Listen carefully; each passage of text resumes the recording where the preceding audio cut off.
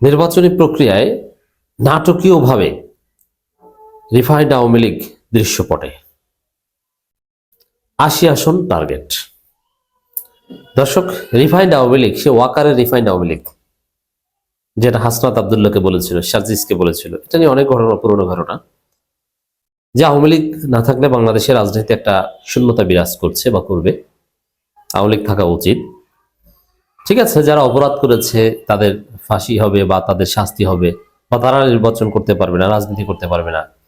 কিন্তু যারা ফৌজদারি মামলার আসামি নয়, তুলনামূলকভাবে একটু ক্লিন ইমেজের, তাদের নেতৃত্বে থাকতে পারে সাবের হোসেন চৌধুরী। এরকম কথাবার্তা চলছিল যে তাদেরকে দিয়ে একটা রিফাইন্ড আওয়ামী লীগ করা হোক। সেটা না মানলে নির্বাচন পার্টিসিপেটরি বা ইনক্লুসিভ হবে না। এটা ছিল মিস্টার ওয়াকারুজ্জামানের থিওরি, এবং এটা ছিল রয়ের থিওরি, ভারতের থিওরি। রয় এবং ভারত থেকে ওয়াকার, সেখান থেকে বিএনপিও এটা মেনেছিল। কিন্তু এনসিপি জামাতের কারণে এই রিফাইন্ড আওয়ামী লীগ সব নাই হয়ে গেছে। কিন্তু আমাদের সবাইকে ঘোল খাওয়াই আমরা দেখতে পাচ্ছি রিফাইন্ড আওয়ামী লীগ নির্বাচনের এই প্রক্রিয়ার মধ্যে আছে, দৃশ্যপটে অলরেডি এসেছে।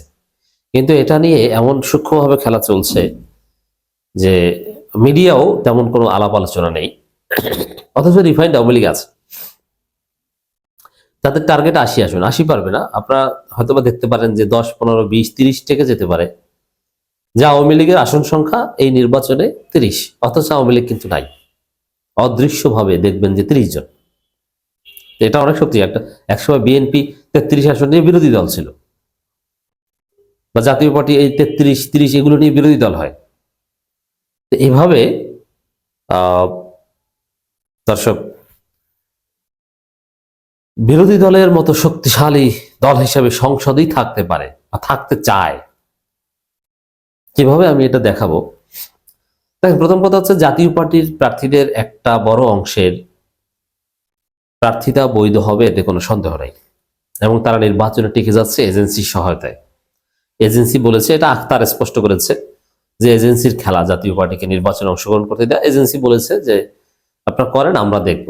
নির্বাচনী প্রচারণা চালাতে না পারলেও সমস্যা নেই, জাস্ট আওয়ামী সমর্থিত প্রার্থী, এইটা আপনারা ইশারা ইঙ্গিতে বুঝিয়ে দিন।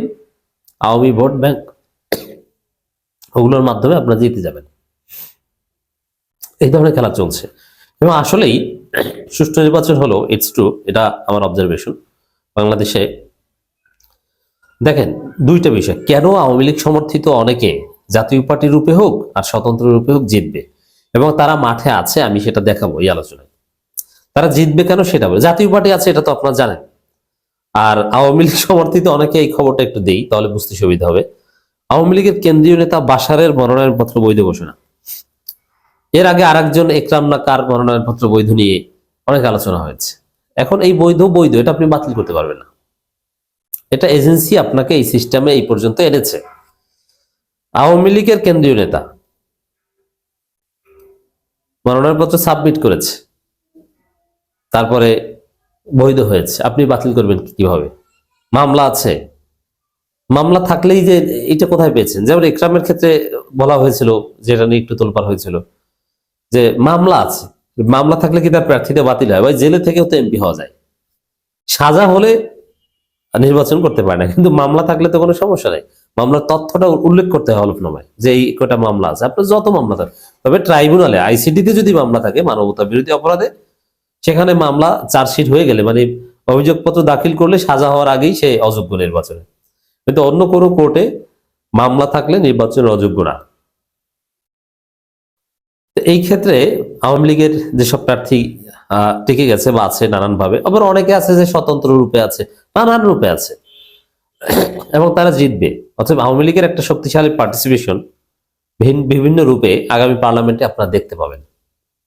আমাদের বিপ্লব যে কতটা সফল হয়েছে বা কতটা ব্যর্থ হয়েছে, এর মধ্য দিয়েই বোঝা যায় যে সবাইকে ঘোল খাওয়িয়ে এজেন্সি, ডিজিএফআই, বিভিন্ন গোয়েন্দা সংস্থা, যেখানে রন্ধ্রে রন্ধ্রে আওয়ামী দোসর, তারা আওয়ামী লীগের একটা শক্তিশালী পার্টিসিপেশন, আওয়ামী লীগ নিষিদ্ধ থাকা সত্ত্বেও পার্লামেন্টে নিশ্চিত করতে যাচ্ছে, এবং এটা হবে। কেন হবে, কেন জিতবে? সুষ্ঠু নির্বাচন হলেও, কারচুপি হলে তো কথাই নেই।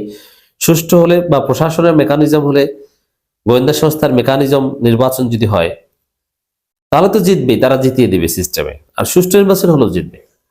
এই হিসাবটা একটু বলে দেখেন, এটা একটু হার্শ লাগতে পারে আপনাদের কাছে। আওয়ামী লীগ গণহত্যাকারী, অপরাধী সব ঠিক আছে, কিন্তু তারপরেও আওয়ামী লীগের একটা বিশাল সমর্থক গোষ্ঠী আছে যারা অন্ধ, যে যতই অপরাধ করুক আমরা হাসিনা, শেখ মুজিব, আওয়ামী লীগ। তো অতএব আছে, তাদেরকে পিটানো উচিত, ঠিক আছে, কিন্তু তারা আছে এবং তারা ভোটার, তাদের ভোটিং রাইট আছে, নাম্বার ওয়ান। দ্বিতীয় হচ্ছে, এই দেশটা স্বাধীন হয়েছে আওয়ামী লীগের নামে, মুক্তিযুদ্ধ হয়েছে আওয়ামী লীগের নেতৃত্বে, এবং মুক্তিযুদ্ধ হয়েছে শেখ মুজিবের নামে। মুক্তিযুদ্ধকালীন যে সরকার সেটা ছিল আওয়ামী লীগ সরকার। মুক্তিযুদ্ধকালীন একমাত্র দল এখন আওয়ামী লীগ। বিএনপি মূলত রাজাকারদের দল। বিএনপি সারা জীবন রাজাকারদের, বিএনপি প্রতিষ্ঠিতই হয়েছে রাজাকারদের মাধ্যমে, সাজিদের হাত ধরে, এবং ইচ্ছাকৃতভাবে জিয়াউর রহমান রাজাকারদের বিএনপিতে ইনকর্পোরেট করেছে, যাতে ভারতকে বার্তা দেওয়া যায় আওয়ামী লীগের বিরুদ্ধে রাজনীতি করা যায়, ভারত বিরোধী অংশকে অ্যাট্রাক্ট করা যায়। এটা একটা পয়েন্ট। অতএব এদেশের মুক্তিযুদ্ধের নেতৃত্বে যারা ছিল, এবং যেহেতু মুক্তিযুদ্ধকালীন কোনো গুরুত্বপূর্ণ দল এখন নেই, বিএনপির জন্ম মুক্তিযুদ্ধের অনেক পর, অতএব মুক্তিযুদ্ধের রাজনীতির সাথে বিএনপির কোনো সম্পর্ক নেই, মানে তারা এটা কোনো ক্রেডিট দাবি করতে পারে না। এই মুক্তিযুদ্ধ ব্যবসা বলেন আর যা বলেন, কিছু লোককে এই পয়েন্টে আপনি ধরে রাখতে পারবেন, যেটা আওয়ামী লীগ পেরেছে। আবার তুলনামূলক বিবেচনায় 5 আগস্টের পর যারা আওয়ামী লীগকে ঘৃণা করত, বিএনপির ভয়ানক চাঁদাবাজি এবং ভয়ানক সন্ত্রাস দেখে তারা অনেকে মনে করছে যে আওয়ামী লীগ খারাপ হলেও বিএনপির চাইতে তো ভালো, অতএব আওয়ামী লীগই ভালো। উন্নয়নের দিক থেকে হাসিনা অনেক উন্নয়ন করেছে, বিএনপি কি করেছে?